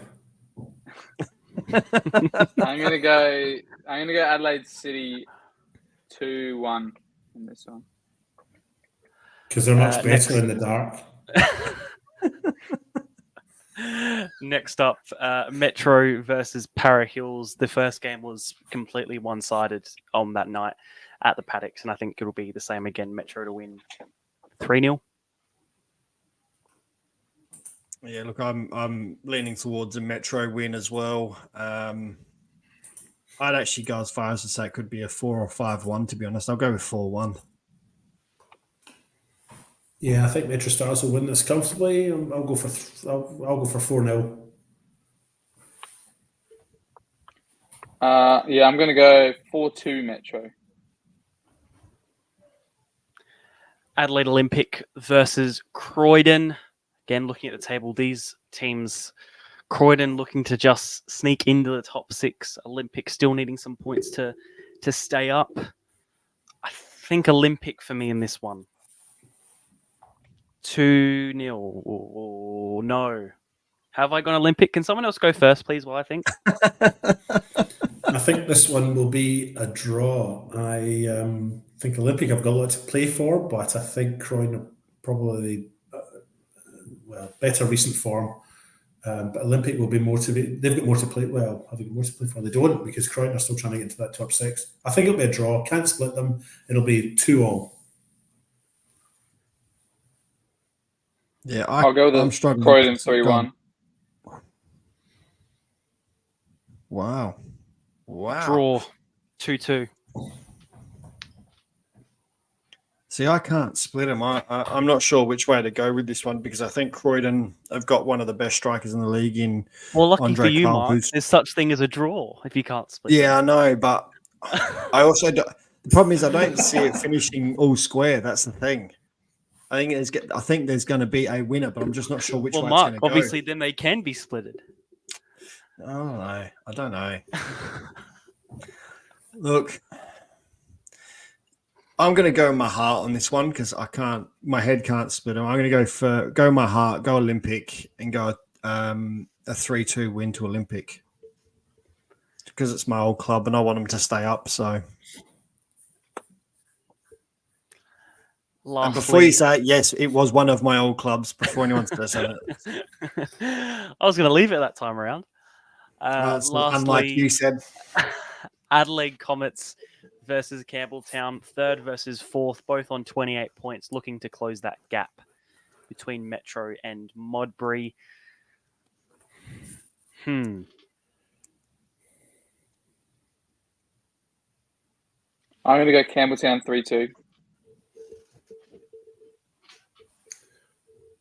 This is your game, David, as well, isn't it? Yeah, I'm doing a double header this weekend. Comets men, Comets women. I'm going to go with Campbelltown for this one. two Comets games, and you haven't backed them either time. Okay. No, I backed a draw in the. I think you did. Yeah, you're right. Yeah, in fact, I think I'm the only one that's given. Yeah, but that's true. But I'm the only one that haven't written Comets off. The 3 of you in the women's game, right? Correct. Yes, you're right. Okay, cool. So, Comets listeners, I've got your back in that game, but I haven't got your back in this game. I think Campbelltown might be on a bit of a high. Mind you, this is I'll go for a Campbelltown win, 3-2. Very tight game, very close game, 3-2, with the winner coming in the 90th minute. Campbelltown 3-1. Josh Morey. Yeah, look, I'm leaning towards Campbelltown. The fact that they played last week, obviously Comets had the extra week off. And that doesn't bode well sometimes, especially when you're coming up against that team that has played and a massive win for them. So it'd be interesting to see who's rested from Campbelltown this week, whether Mitriciani rests any players getting ready for the round of 32. He did say to me very briefly, and I shouldn't say this after the game, he said he's got to nurse obviously a few players through to the end of the season to make sure that they're fit for the finals and that round of 32. I don't even. When is the round of 32 played? Is it after the season finishes, End of or is it just end of July or end of this July? month? Okay, So they Okay. play. couple of weeks. They play July 30th, so 20 days. Okay, so I know that he's going to have to nurse a couple of players through. So I reckon there might be some rested players this weekend. So on that, I'm actually going to go Comets 1-0. Matriciani's not nursing them himself, though, is he? Like he's got someone No. else to do that, hasn't he? He's got other people to do that. Okay. I hope.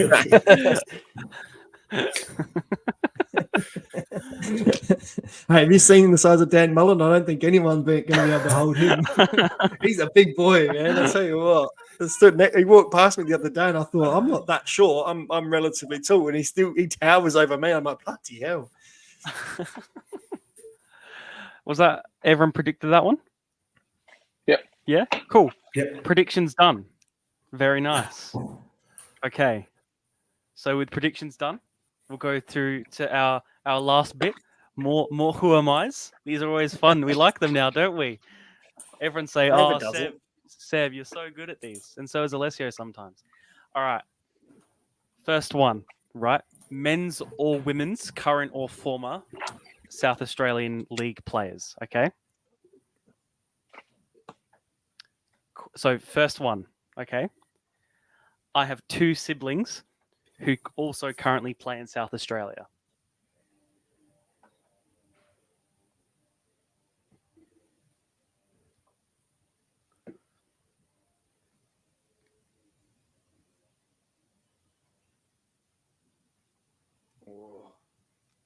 Do you hear that, Alessio? It's people Yeah, thinking. there's too many options for this. And I'll wait for the next clue. Yeah, you got to do what Alessio does and give it a really obvious one straight away. Do you want the next one? Yeah. Yeah. I suffered a bad head injury, which kept me out of football for quite a while.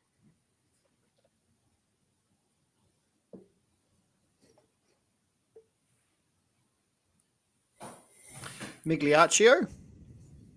No.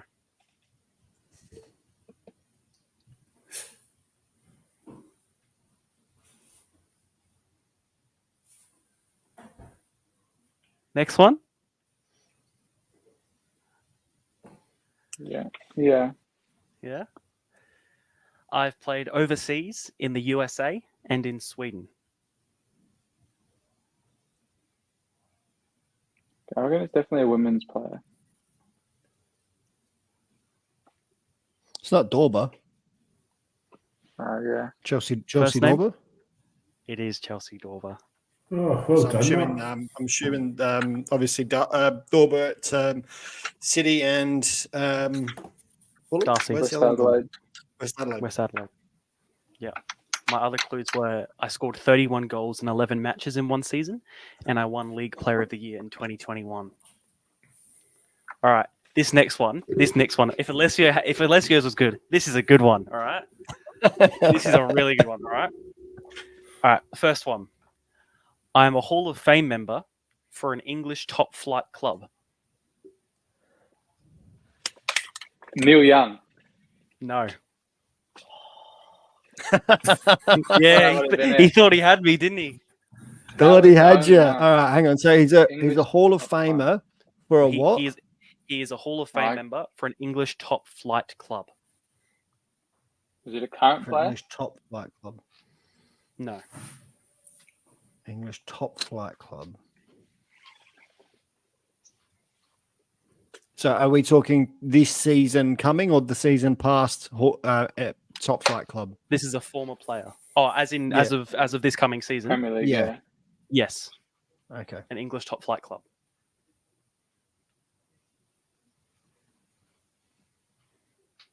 Hall of Famer. Do you want the next one? Yeah. Yeah. Yeah. My playing career spanned 3 countries: England, Cyprus, and Australia. It's not John Cosmina. No. Especially with you're going to hear the next clue. It's definitely not John Cosmina. Hall of Famer. I'm rubbish at these. I don't know. It's not. This one's probably one of the harder Yeah. ones. But it's Yeah, good. if it's a past player, it gets quite hard. Yeah, next clue, I reckon. All right. Although being born in England, I chose to represent Ghana at international level, making 4 appearances. Yeah, a real spanner in the works, isn't it? A Ghanaian international who played in South Australia.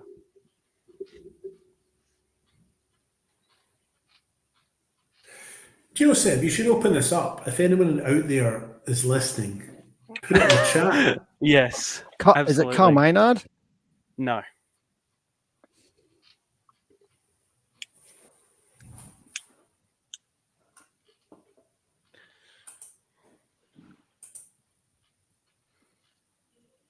Next clue. Yeah. In my 1 season spent in the South Australian League, I was the top goal scorer. That's my second to last clue. No idea. Do you give us So the far. year he was top goal scorer?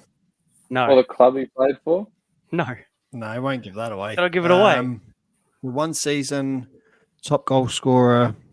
So a Hall of Fame member for an English top Yep. flight club. Played in England, Cyprus, and Australia. English, but represents Ghana at international level.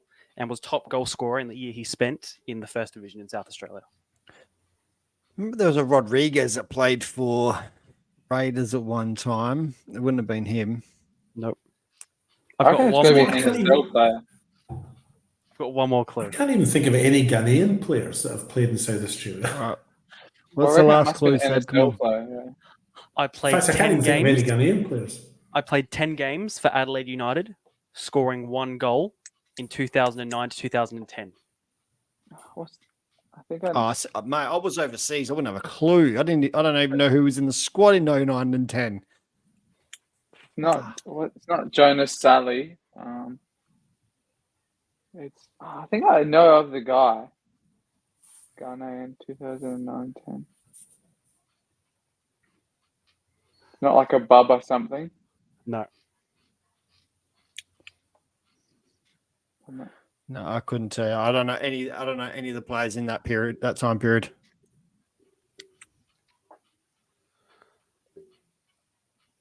Do you all give up? Is he still playing? He's No. not still playing, he's retired. No. Yeah. Okay, so what age is he roughly? Can you tell us that? I can tell you his exact age if you want. He's just going to Wikipedia him and find out. Yeah, And that's what I'm doing. I don't have that.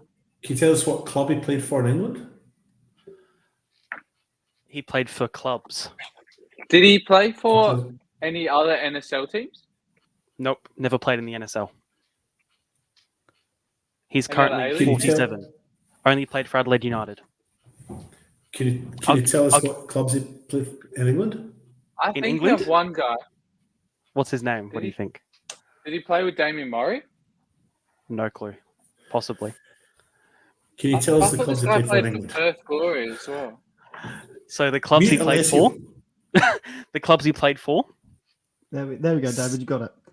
Slough, Brentford, Sheffield Wednesday, Reading, Yeovil, Cheltenham, Brighton, Luton. It is Lloyd Owusu. Yeah, I thought so. I thought it Played might for have been FK him. Beergrad. He did. Spent 1 season. Played against scored him. 22 goals. Yeah. Yep. See, was that a good one? Say yes, Seb. It Yeah, was a it was, great yeah. one. Yes, Seb, it was a great one. Exactly. See, David, did you know? I've did you never know heard who of that him. Never heard of him. is? He's a Hall of Famer. Is it Brentford that he's the Hall of Famer at? Brentford. Hall of Famer at Brentford. Played, what was it? How many games for Brentford? Lots. Has over 300 games for Brentford, Yep. scored nearly 100 goals. Yeah. Yep. All right. Next one. All right. I have represented Australia playing a football variant. So he obviously played that Rafael stupid. Pessina. No. He obviously plays. Is he? If you're saying variant, was it futsal or was it that stupid Irish? Beach, No, the What about Irish beach? version. Oh, it could have been beach, which would have been someone like Yeah. Matriciani. Or Michaela Lestella. Is anyone going I'll to make say- a guess? And so he's saying no, he's not saying anything on those. So we Is don't anybody going to know. make a guess? Michaela Lestella. No, Matriciani? Not Raf Christina. it is. Ah. It is Michael Matriciani. Hey. Other clues were I played overseas once in India for Chirag United and he scored 1 Yep. goal. He was a part of the Adelaide United inaugural A-League men's squad. He studies coaching at Verona, Inter Milan, and Barcelona, and he has coached both men's and women's football. Yep. All right, I got 2 more. Okay, All right, come on. I'm doing all right. I think I got all 3 of them. yeah. So 2 of Come them on, so David. far. Come on, David. Come on, David. All right. Okay, First this is one. it. My former clubs include Para Hills East and Para Hills Knights.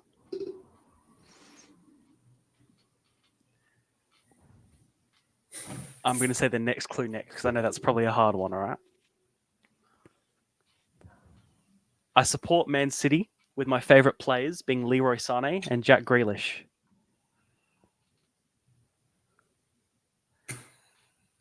He's obviously not at Para Hills still.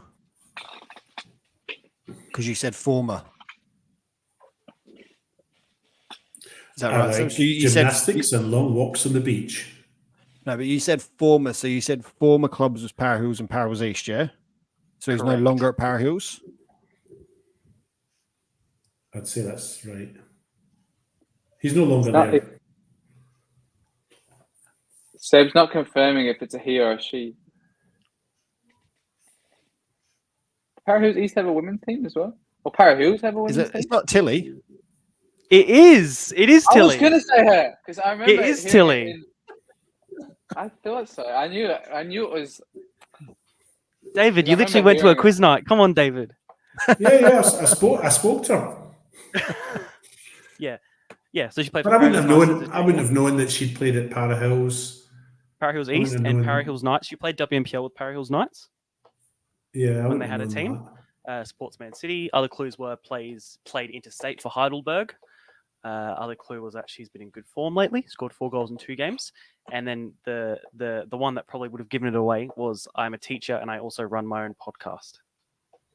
That was the final clue. Hmm. All right, my final one. This one's a good one. You're gonna like this one. All right. All right. At junior level, I played for Parafield Gardens and Northern Wolves. You know what Northern Wolves is? Is that a South Australian team? Both are, yeah. Yeah, Northern Wolves. Hang on. Riley McGree? No. Gawler. Yeah, no, I wasn't sure if he'd started there. Can we do the next one? Hereford. Hey, wait, is it Nestor Irukunda? It is Nestor Nkunda. I thought he was a Parafield. And Yeah. yeah. Next ones were he lived in Perth for a few years before moving to Adelaide. He has 2 brothers and 5 sisters. I have 1 goal for my international team being a penalty, and the one that probably would have given it away was I was eligible to play for 3 countries: Tanzania, Burundi, and Australia. what was the very first one? Where did he play? Northern Wolves and where? Parafield Parafield Gardens. Amateurs. Yeah, What was the one you were thinking of, Mark, for like your guess who that you have? Did you have one? Oh, you want me to do it? Yeah, do it. Come on. I'm having fun. All right. See, I'm making up the clues as we go along. Like, I know that, not when I say making them up, I'm actually just reeling them off the top of my head from what I know. All right. So played for Modbury, Campbelltown, Raiders, and I believe Para Hills. So he's not Actually, sure and- of one of them. And yeah, I'm not sure about that, but definitely also played for Bacala or Galaxy back in the day. Current player or ex-player? I'm not giving that away. Gee Oh. whiz.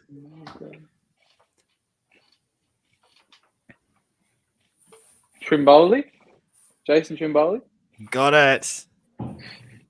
What were the other Next clue was going to be I was a striker, and then it was going to okay. be current coach. Currently coaching. Right. Well, my Alright, son's see if you played can- at my former clubs. Something like that. Yeah. David, do you have one for us? No, I'm unprepared. Sorry. I Maybe next had week. I had one that I half did. I started my youth football at Metro Stars, but I never played for their first team. I went number 25 for my current club, and I've played in the A-League.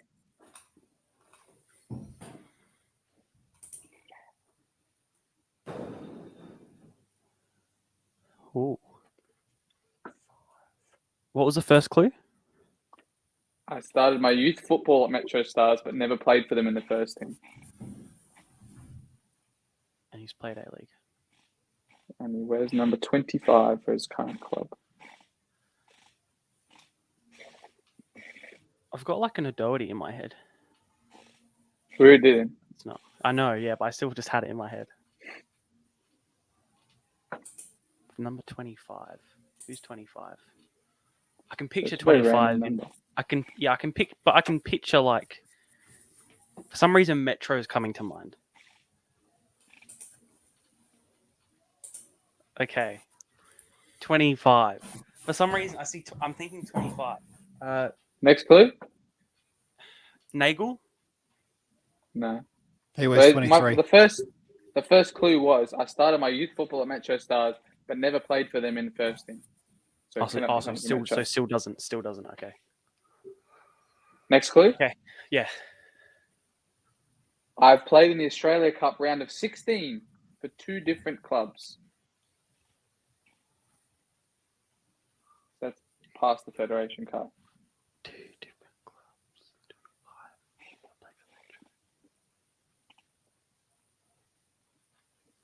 This is a good one. And only half it. It doesn't really. I don't know if it ends properly, but yes, it's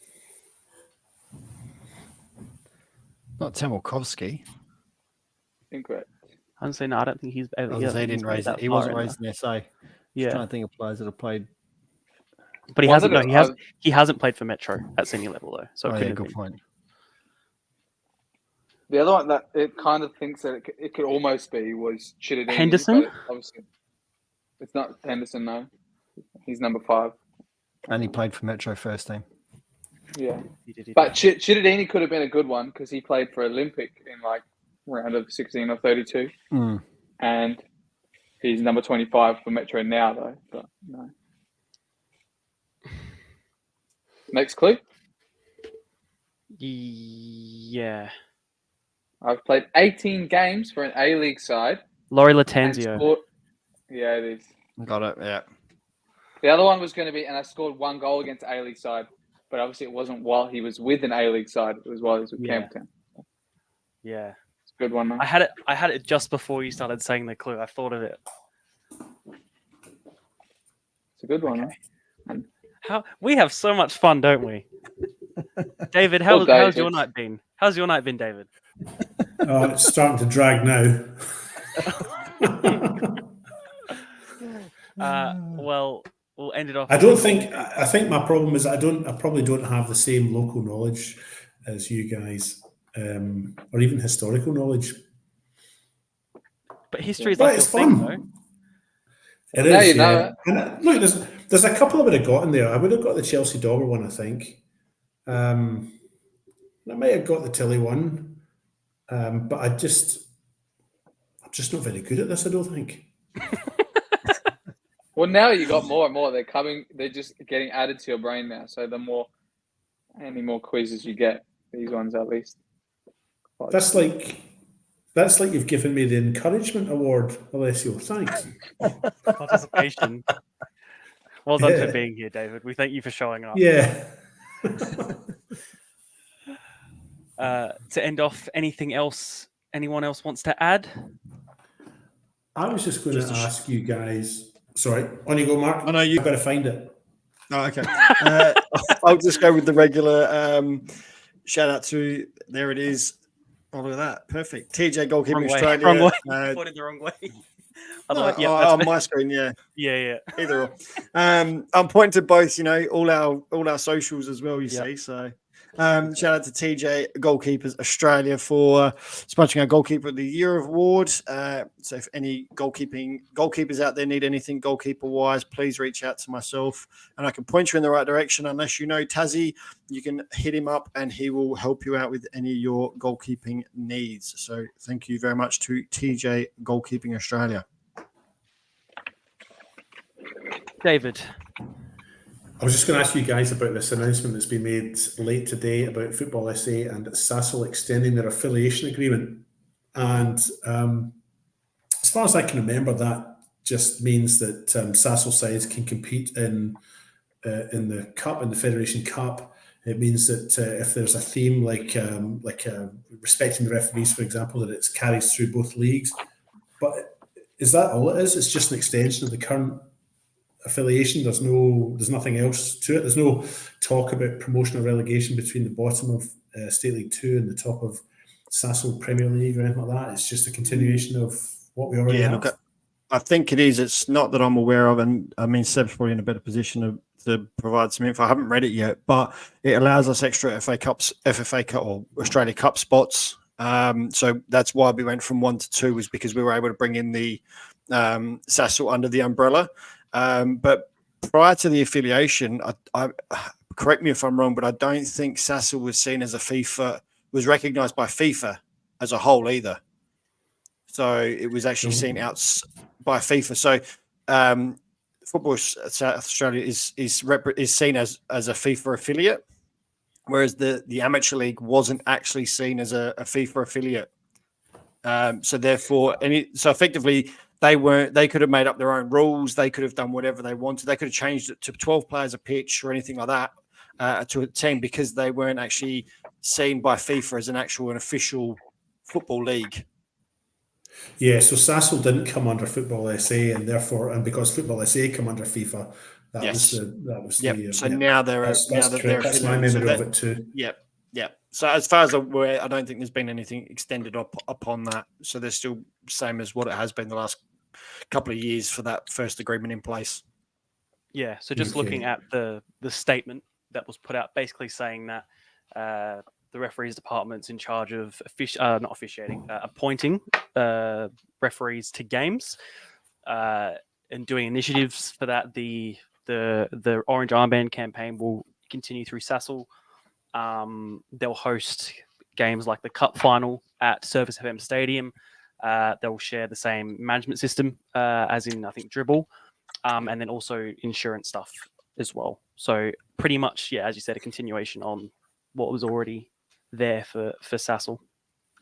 And the local collegiate league, the CSL, it comes under the Football SA ban. It's affiliated as well. That's done so for years. That one's actually been affiliated for quite a number of years. So the Sassel one's recent, only the last, I think, 3 or 4 years, I think it is.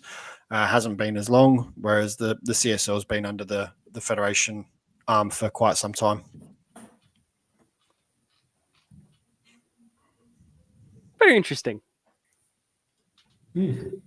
Thank you all for joining us. Thank you 3 for joining me tonight. Always a pleasure to have all of your company. Shall we look forward to the weekend of football coming ahead? Yes, who's got games this weekend, and where are you? I'm not on any this weekend. I'm at Adelaide City on Friday night for them against Metro United. Is that the only game you're doing, Seb? Yes. I know, right? Shock. I'm only doing one game. Yeah, I'm at Beergrad with Johnny for the derby. Very nice. Enjoy that one. Yeah. And David, you've got the double header at Jeps Cross with both The Comets. double header, Service FM, Comets in the WNPL playing West Adelaide, followed immediately thereafter by Comets playing Campbelltown in the NPL. Because isn't the by... Oh yeah, sorry, continue. Sorry, David. No, go. No, you finish. And I'm accompanied by Ali Atkins at this stage, unless she pulls out at the last minute. What was I say? Yeah, because the derby's at 5 as well, isn't it, Alessio? Yeah. So the derby's at 5, but so is West Adelaide versus Adelaide Comets. So I might have to do a double screen because I'm very intrigued. The women's game's the big one this weekend. Sure, that's first versus second and at the top of the ladder. Well, one of the games will have to be on mute, so it'll I'll decide who I want to hear less or who I want to Sorry, hear more. so shall we say sorry, Johnny, or no? You'll be right. I'm only kidding, Johnny. I'm only It won't kidding, be buddy. it won't be a split screen. It will be one big screen with the other game right in the corner, the derby right in the corner. Picture in picture, yeah. Thank you all for joining us this afternoon, tonight. We look forward to seeing you again next week. Thank you. See ya. I just hit top bins. 1-2 touch, yeah, we're locked in. I got the skills to make the girls sing, and the geezers too, yeah, we're doing this thing.